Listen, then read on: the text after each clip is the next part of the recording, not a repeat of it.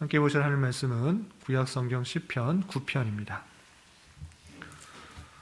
오늘 5월 3일 시편 7편, 8편, 9편을 읽는 날인데 다 살펴보기는 시간이 제한이 되어서 9편 말씀만 살펴보도록 하겠습니다. 구약성경 시편 9편, 구약성경 808쪽 전후를 보시면 되겠습니다. 9편 1절부터 20절까지 우리 함께 봉독하겠습니다.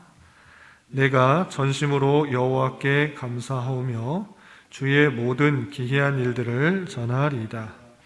내가 주를 기뻐하고 즐거워하며 시전하신 주의 이름을 찬송하리니 내 원수들이 물러갈 때에 주 앞에서 넘어져 망함이니이다.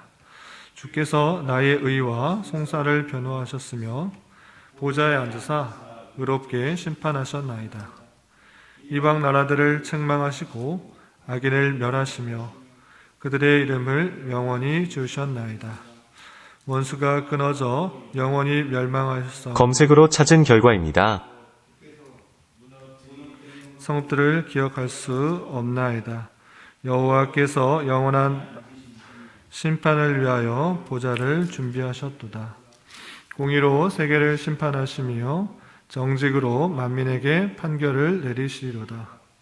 여호와는 압제를 당하는 자의 요새이시오 환난 때의 요새이시로다. 여호와여 주의 이름을 아는 자는 주를 의지하오리니 이는 주를 찾는 자들을 버리지 아니하심이니이다.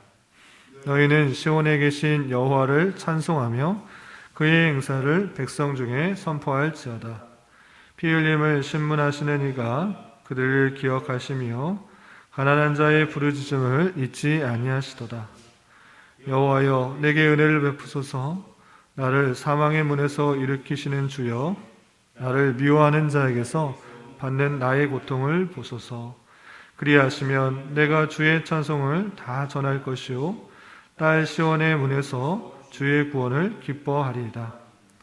이방 나라들은 자기가 판 웅덩이에 빠짐이요 자기가 숨긴 그물에 자기 발이 걸렸도다. 여호와께서 자기를 알게 하사 심판을 행하셨으며 악인은 자기가 손으로 행한 일에 스스로 얽혔도다. 악인들이 수월로 돌아가며 하나님을 잊어버린 모든 이방 나라들이 그리하리로다. 궁핍한 자가 항상 잊어버림을 당하지 아니하며 가난한 자들이 영원히 실망하지 아니하리로다. 여호와여 일어나사 인생으로 승리를 얻지 못하게 하시며 이방 나라들이 주 앞에서 심판을 받게 하소서. 여호와여 그들을 두렵게 하시며 이방 나라들이 자기는 인생의 뿔인 줄 알게 하소서. 아멘. 네, 감사합니다. 오늘 말씀 얘기 본문은 시편 7편, 8편, 9편인데 다 읽기는 시간이 또 제한이 되고 모든 내용들을 다 살피기에는 이 새벽 시간에 좀 어려움이 있어서 한 편만 읽는데 한 편만 살펴볼 것이 아니라 시간이 되시면 7편, 8편도 함께 읽으시면 감사하겠습니다. 오늘 시편 9편 말씀을 살펴볼 텐데 우리가 시편 첫 시간에도 말씀드린 것처럼 시편은 하나님께서 각 사람들에게 기록자에게 주신 영감을 주신 시요 찬송입니다. 그래서 이 시편의 내용들은 두 가지로 먼저 생각하고 말씀을 대해야 되는데 첫 번째는 하나님의 말씀으로 대할 뿐만 아니라 두 번째는 이것을 단순히 말씀으로만 그치는 것이 아니라 이게 찬송이다. 하나님께서 주신 찬송이요 시라라는 것들을 먼저 염두에 두어야 될 것입니다. 그래서 시로 글로 써 있지만 이때 당시에 신앙의 선배들이 신앙의 선조들이 찬송하며 불렀던 그런 시다라고 생각하시면 될 것입니다. 그래서 중간중간에 보시면 이해할 수 없는 그런 표현들이 있습니다. 가로를 쳐서 무슨 뜻인지 모르는 그런 표현들이 있는데 그런 것들은 이것을 노래할 때 불려지는 그런 악보 또는 곡조의 한 부분이다 이렇게 생각하시면 되겠습니다. 그래서 예를 들어서 먼저 그것부터 보고 넘어가겠습니다. 16절에 보시면 가로 쳐놓고 히카yon, 셀라 또 20절에도 셀라 이런 표현이 있습니다. 이것이 무엇인가 정확하게 이것을 구체적으로 어떤 뜻인지는 잘 알 수 없습니다. 여러 학자들에 의하면 이 히카이온이라는 그런 단어의 뜻으로 볼 때 묵상하다라는 그런 의미가 있습니다. 근데 갑자기 묵상하다라는 의미가 나오는 이유가 없습니다. 그래서 이것은 노래를 부를 때 묵상하듯이 조용히 잠잠해지는 것으로 생각을 하고 있습니다. 정확하지는 않지만 이 부분을 노래할 때는 끝맺음을 조용히 잠잠히 끝내는 것이 아닌가라고 추측을 하고 있는 것입니다. 그리고 셀라라는 표현이 있는데 셀라 16절 말미에도 있고 20절 말미에도 셀라라는 그런 표현이 있는데 이 셀라라는 그런 표현은 그 음을 좀 높여 부른다라는 그런 의미로 생각을 하고 있습니다. 정확하지는 않지만 이 부분을 부를 때는 좀 음을 높여서 좀 고조시켜서 부른다라고 이렇게 추측을 하고 있습니다. 그래서 20절 끝날 때 이 마지막 부분을 노래할 때는 좀 음을 높여서 부르는 것으로 이렇게 이해하는 것입니다. 그리고 16절 말미에서도 조용히 잠잠해지지만 그 음을 좀 높여서 그렇게 끝내는 부분으로 찬송을 부르지 않았을까 이렇게 생각을 하는 것입니다. 그리고 표제에도 이런 표현이 있습니다. 표제는 다윗의 시 인도자를 따라 물라벤에 맞춘 노래 이렇게 되어 있습니다. 그래서 물라벤이 뭔가 여러 가지 추측이 있습니다. 이 물라벤이라는 자체가 벤이라는 이런 유명한 악사가 있었기 때문에 이 벤이라는 사람의 죽음이라는 뜻이라고 생각하는 학자도 있고, 그것이 벤이라는 사람이 악사를 말하는 것이 아니고 자체가 아들이라는 뜻이기 때문에 아들의 죽음을 애도하는 그런 심령으로라고 부르는 사람도 있습니다. 그리고 이것이 그냥 단순히 아들이 아니라 패권자들을 아들이라 비유하면서 그 사람들이 죽었을 때 죽음을 생각하면서 부르는 곡조다 이렇게 해석하는 사람도 있습니다. 그런데 이것이 어떤 것이 정확하다라고는 할 수가 없습니다. 다양한 학자들의 경례가 있어서 이것이 구체적으로 어떤 것 뜻이다라고는 할 수 없지만 대략 어떤 사람의 죽음을 뜻하는 단어가 물라벤이고 이것에 맞춘 노래 정도로 생각하시면 되겠습니다. 그래서 음악 부호들로 인해서 여러 가지 것들이 있는데 정확하게는 알 수 없지만 이것이 찬송이었기 때문에 그것에 맞추어서 불렀던 형태가 드러난다 정도로 이해하시면 되겠습니다. 그렇다면 그럼 내용을 좀 살펴보도록 하겠습니다. 교환을 좀 참조하시면 되겠습니다. 우선 9편은 1절부터 20절까지 되어 있는데 1절부터 6절까지는 한 단락으로 해서 하나님께서 다윗을 통하여서 구원 역사를 베풀어 주셨다는 것들을 기억하면서 하나님을 감사하며 찬송하는 내용들로 되어 있습니다. 우선 1절, 2절을 보면 시편 기자 다윗이 감사하며 기뻐하며 찬송하는 내용이 나와 있습니다. 1절, 2절 보면 내가 전심으로 여호와께 감사하며 주의 모든 기이한 일들을 전하리이다. 감사하면서 하나님의 일들을, 하나님의 놀라운 일들을 전하겠다라고 고백하고 있습니다. 2절에서도 내가 주를 기뻐하고 즐거워하며 지존하신 주의 이름을 찬송하겠다라고 했습니다. 주님으로 인하여서 기뻐하고 즐거워하며 주의 이름을 찬송하겠다라고 기쁨과 감사와 찬송이 나옵니다. 그렇다면 시편 기자 다윗은 왜 이렇게 기뻐하고 즐거워하고 찬송하고 있는가? 그 내용이 3절부터 6절까지 나옵니다. 3절부터 6절을 보면 3절 내 원수들이 물러갈 때에 주 앞에서 넘어져 망함이니이다. 그러니까 다윗에게 원수가 있었는데 그들이 물러갈 때에 주 앞에서 넘어져서 주님께서 그들을 망하게 하셔서 넘어졌다. 그래서 이런 기쁨과 감사가 있는 것입니다. 또한 4절에서 보면 주께서 나의 의와 송사를 변호하셨으며 보좌에 앉으사 의롭게 심판하셨나이다 라고 되어 있습니다. 그러니까 하나님께서 내가 의롭다는 것을 잘 변호하셔서 그 의로움을 지켜주셨다. 그리고 하나님께서 모든 것 보좌에 앉으셔서 통치하시기 때문에 나를 의롭게 지켜주셨다, 심판하셨다라고 고백하는 것입니다. 그러므로 말미암아 5절에서 보면 이방 나라들을 책망하시고 악인을 멸하시며 그들의 이름을 영원히 지우셨다라고 고백하고 있습니다. 그러니까 시편 기자 다윗은 이방 나라들로부터 심각한 공격과 또 핍박을 받았던 것으로 생각되는 것입니다. 그러할 때 하나님께서는 보좌에 앉으셔서 그 악한 대적자들, 이방 나라들을 책망하시고 심판하시고 완전히 멸하셨다, 이렇게 보는 것입니다. 이방 나라들은 어떠한 나라인가? 실제적으로 여러 나라들이 있지만 암몬 족속이다라고 생각하는 학자들이 많이 있습니다. 근데 정확하게는 알 수 없으나 어쨌든 다윗을 공격하고 핍박하였던 나라, 이방 나라, 그가 하나님의 통치와 하나님의 의로 말미암아 완전히 멸망하게 되었다. 그 이름을 영원히 지우셨다, 이렇게 표현하고 있는 것입니다. 그래서 6절에서 보면 원수가 끊어져 영원히 멸망하셨사오니 주께서 무너뜨린 성읍들을 기억할 수 없나이다 라고 하면서 하나님의 공의로운 통치와 심판으로 말미암아 이방 나라, 의로운 다윗과 그의 나라를 공격하였던 그 나라를 심판하셔서 완전히 심판하셨기 때문에 그 무너뜨린 성읍들을 기억할 수 없을 정도, 그리고 그들의 이름을 영원히 지우셨을 정도로 완전히 심판하셨다라는 것입니다. 이렇게 하나님의 택하신 백성을 지켜 보호하신 것들을 깨달은 다윗은 기뻐할 수밖에 없으며 찬송할 수밖에 없었고, 그의 기이한 일들을 만방에 전하겠다, 이렇게 감사하며 찬송하고 있는 것입니다.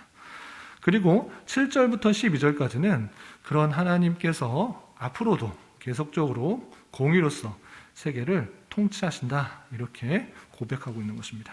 하나님의 공의로운 통치를 어떻게 묘사하고 있는지 계속해서 보도록 하겠습니다. 7절 보면 여호와께서 영원히 앉으시며 심판을 위하여 보좌를 준비하셨다.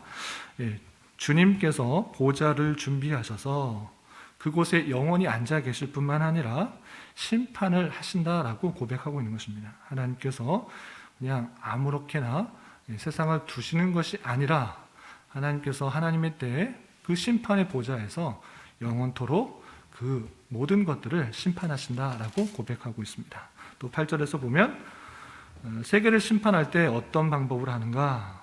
공의로 세계를 심판하시며 정직으로 만민에게 판결을 내리시리로다.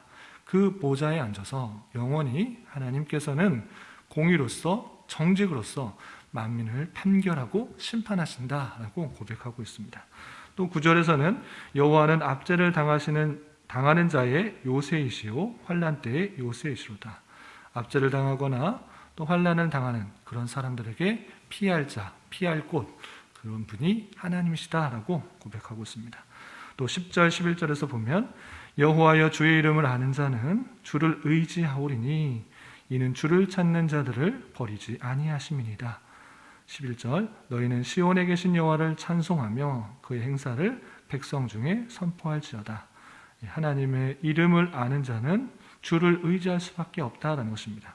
공의와 정직으로 모든 만민을 정직하게 판결하시고 심판하시는 그 하나님이시기 때문에 하나님을 아는 자는 더욱더 여호와 하나님을 의지할 수밖에 없고, 또 주를 찾는 자를 버리지 않으시는 그 하나님을 알기에 주님을 더욱더 찾을 수밖에 없다, 이렇게 고백하는 것입니다.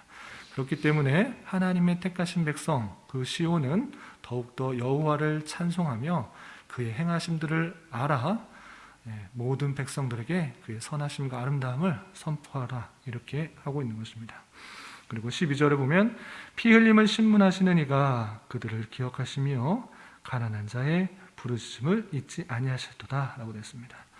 억울하게 피를 흘리거나 또는 가난한 자의 부르짖음, 그런 것들을 못 들은 채 하시는 것이 아니라 그 모든 것들을 아시고 또 채우시고 심판하시고 이끄신다라고 고백하고 있는 것입니다. 이렇게 시편 기자 다윗은 예전에 있었던 이방 나라들로부터 공격을 하나님께서 무찌르시고 완전히 멸하셨으며 앞으로도 공의롭고 정직하게 이 세상 모든 만물을 판결하시고 심판하시고 다스릴 것을 아는 자로서 이렇게 간구하고 있는 것입니다. 13절 14절 여호와여 내게 은혜를 베푸소서 나를 사망의 문에서 일으키시는 주여, 나를 미워하는 자에게서 받는 나의 고통을 보소서. 그리하시면 내가 주의 찬송을 다 전할 것이요 딸 시온의 문에서 주의 구원을 기뻐하리다. 이전에도 하나님께서 구원하셨음에도 불구하고 시편 기자 다윗이 받는 형편은 여전히 사망의 문 앞에 있는 것입니다. 대적자들의 공격과 핍박들, 그 어려움과 환난과 역경 가운데 있는 것입니다. 그러면서 다시 여호와를 부르짖고 있습니다. 여호와여, 내게 은혜를 베푸소서. 나를 사망의 문에서 일으키는 주여, 나를 미워하는 자에게서 받는 나의 고통을 보소서.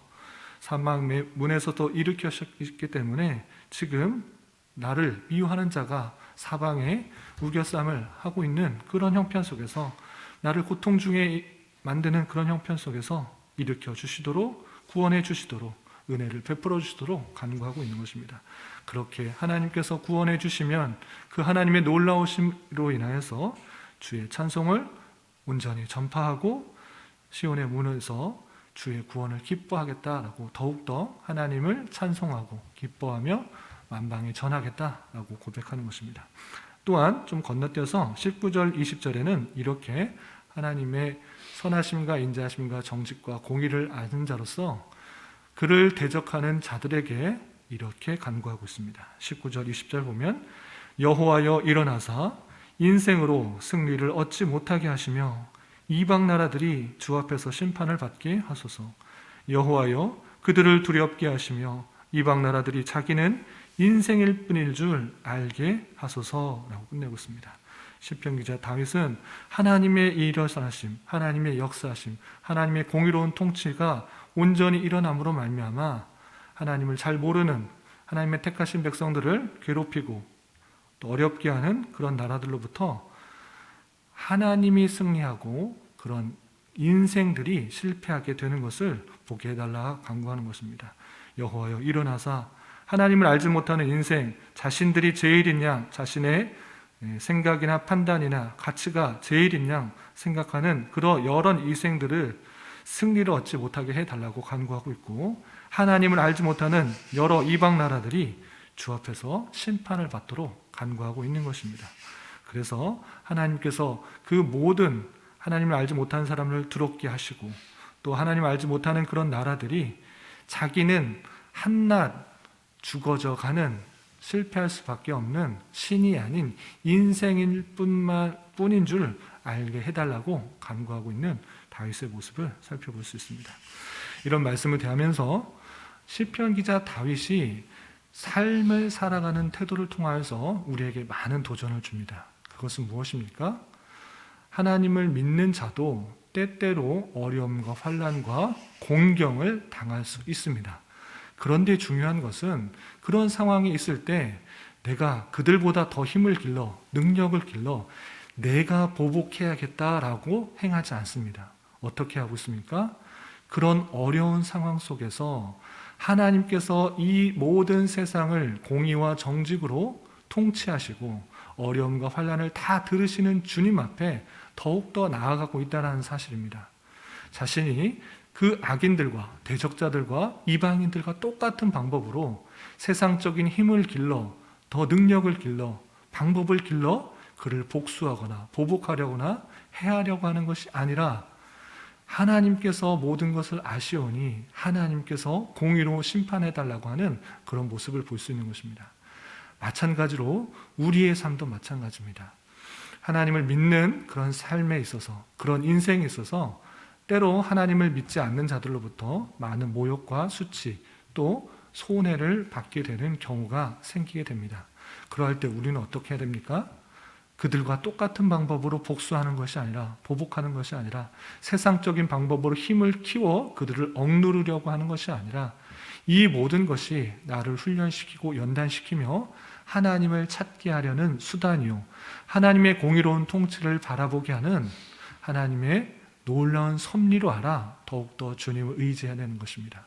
그럴 때 하나님께서 하나님의 방법으로 악인들, 대적자들, 이방인들을 심판하실 것이며, 그렇게 내 기대와 내 생각보다 훨씬 더 아름다운 방법으로 또 적당한 때에 심판하시는 것을 통하여서 하나님의 놀라운 신들을 경험하게 되는 것입니다. 그래서 이 땅을 살아가는 하나님의 백성은 세상적인 방법으로 나의 어려움을 극복하거나 복수하거나 보복하는 것이 아니라 모든 것을 하나님께 의탁하며 의지하며 잠잠히 하나님의 역사를 바라볼 수 있는 자가 되어야 될 것입니다. 그것이 하나님의 절대 주권과 절대 통치와 하나님의 주권을 믿는 자로의 모습인 것입니다.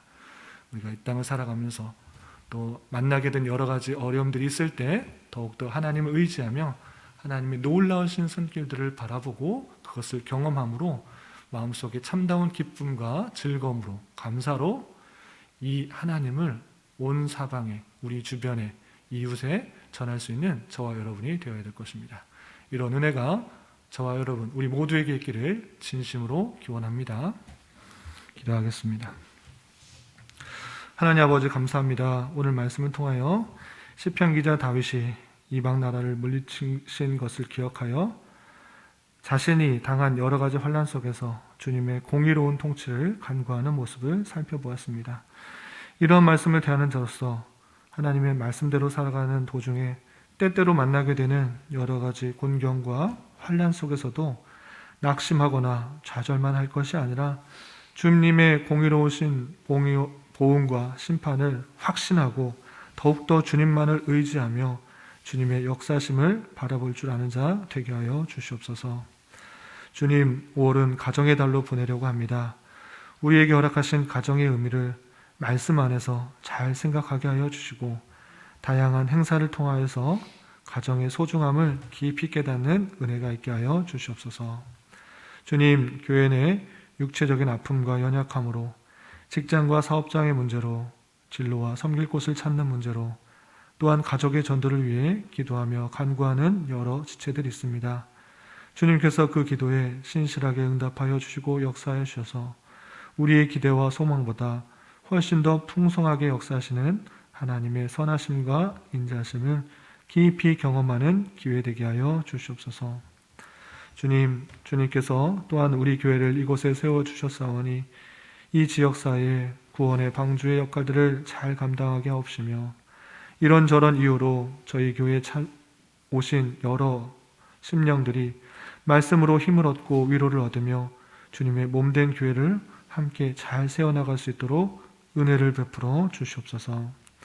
또한 우리에게 다음 세대를 이어나갈 귀한 자녀들을 허락하여 주셨사오니 주님께서 그들에게 지혜와 능력을 더하여 주시고 건강하게 자라게 하여 주시며 주님 주신 달란트를 잘 발견하고 개발하여 이 땅에 주님의 뜻 가운데 온전히 다스려 나가는 하나님의 선한 도구로 귀히 쓰임받는 은혜가 있게 하여 주시옵소서. 이 시간 한 주간의 삶을 올려드리며 각자 간절히 기도하는 기도 제목 주님께서 들으시고 가장 선한 것들로 응답하여 주시옵소서. 예수님의 이름으로 기도 올리옵나이다. 아멘.